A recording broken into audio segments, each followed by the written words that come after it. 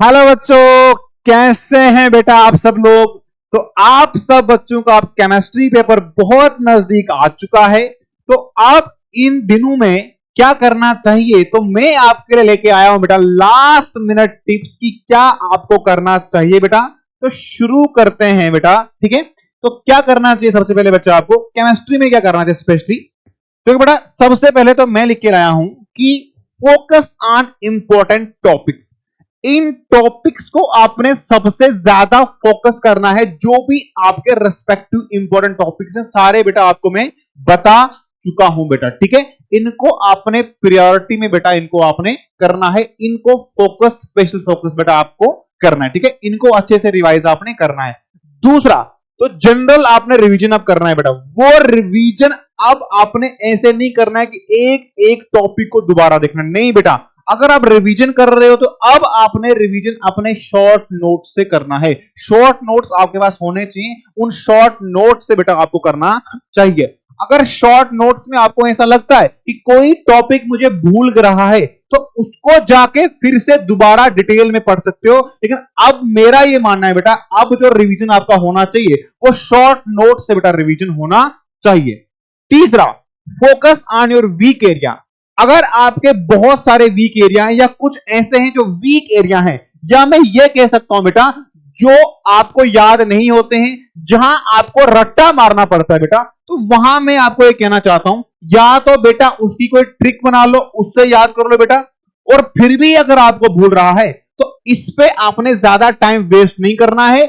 इसको आपने कब पढ़ना है, इसको आपने तब पढ़ना है जब आपका एग्जाम बहुत नजदीक होगा। सपोज कल पेपर है बेटा आपका, तो आज इसको देख लेना शाम को बेटा, ठीक है।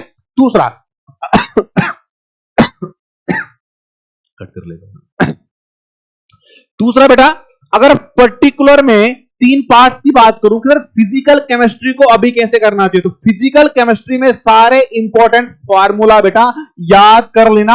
नंबर ऑफ मोल्स के होगे, थर्मोडायनेमिक्स से होगे बेटा, इक्विलिब्रियम से होगे, ये फार्मूला बेटा आपको याद होने चाहिए। दूसरा बेटा, ऑर्गेनिक केमिस्ट्री की अगर मैं बात करूं, ऑर्गेनिक केमिस्ट्री में बच्चों को सबसे बड़ा फोबिया ये आ रहा है कि नॉमेनक्लेचर और केमिकल रिएक्शंस कैसे याद करनी है। तो एक ही तरीका है बेटा उनको बार बार याद रखने का, कैसे, try as many examples as you can. मतलब जितनी ज्यादा एग्जांपल आप कर सकते हो बेटा उतनी ज्यादा एग्जांपल ट्राई करो।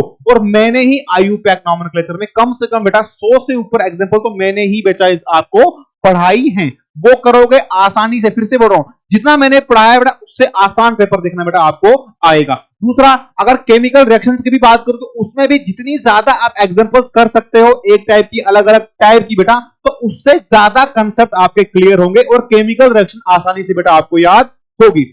अगर बात करें इनऑर्गेनिक केमिस्ट्री में, इनऑर्गेनिक केमिस्ट्री बेटा देखो सबसे मेन फोकस आपका होना चाहिए आपका जो पीरियोडिक टेबल है, मतलब क्लासिफिकेशन वाला जो चैप्टर है बेटा, वो वाला बेटा मेन फोकस होना चाहिए। अगर आपको सारा पीरियोडिक टेबल आता है, आपको पता है कि सर ग्रुप 1 की कौन सी इलेक्ट्रॉनिक कॉन्फ़िगरेशन है, ग्रुप 2 की कैसी है, डी ब्लॉक वालों की कैसी है, पी ब्लॉक वालों की जनरल इलेक्ट्रॉनिक कॉन्फ़िगरेशन कैसी है, वही आपको बेटा आगे केमिकल बॉन्डिंग में काम आ रहा है, मॉलिक्यूलर ऑर्बिटल थ्योरी में काम आ रहा है, वेस्पर थ्योरी में काम आ रहा है बेटा। तो ये वाला सबसे ज्यादा आपको पता होना चाहिए। अगर ये पता नहीं है बेटा तो अच्छे से इसको रिवाइज कर लेना है बेटा, ठीक है।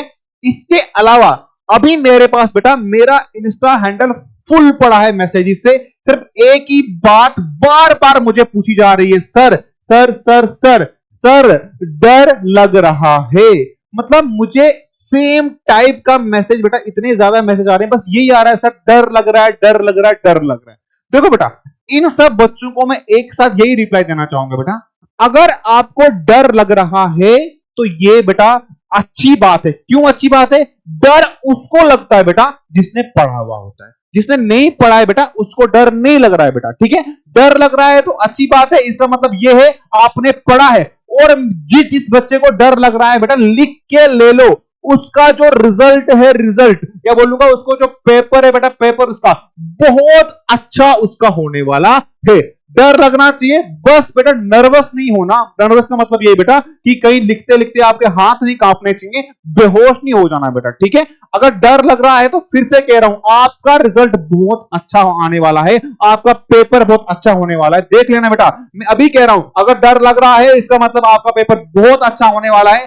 जब आप एग्जामिनेशन सेंटर से बाहर आओगे, देखना बेटा आपका कॉलर खड़ा होगा और बोलोगे बिल्कुल विशाल सर ने कहा था कि हमारा पेपर बहुत अच्छा होने वाला है बेटा। ठीक है, डर सबको लगता है बेटा, जब भी कोई इंपॉर्टेंट इवेंट हमारी लाइफ में होता है तो आपका नहीं सबको बेटा डर लगता है। वो डर उसको ही लगता है जिसने अच्छे से उस इवेंट के लिए प्रिपरेशन की हुई होती है बेटा। ठीक है, तो ये मेरी तरफ से लास्ट मिनट टिप्स आपके लिए बेटा, और मुझे आप पे पूरा भरोसा है। प्लीज अपने आप को अंडर एस्टिमेट नहीं करना, आप बहुत अच्छी आपकी तैयारी है, आप आराम से उस पेपर को बेटा अच्छे से बेटा क्लियर कर सकते हो बेटा। ठीक है, थैंक यू सो मच बेटा, यही थी आपके लिए मेरी तरफ से लास्ट मिनट टिप्स। फिर से ऑल द बेस्ट, आपका पेपर बहुत बहुत बहुत अच्छा होने वाला है बेटा। थैंक यू बच्चों।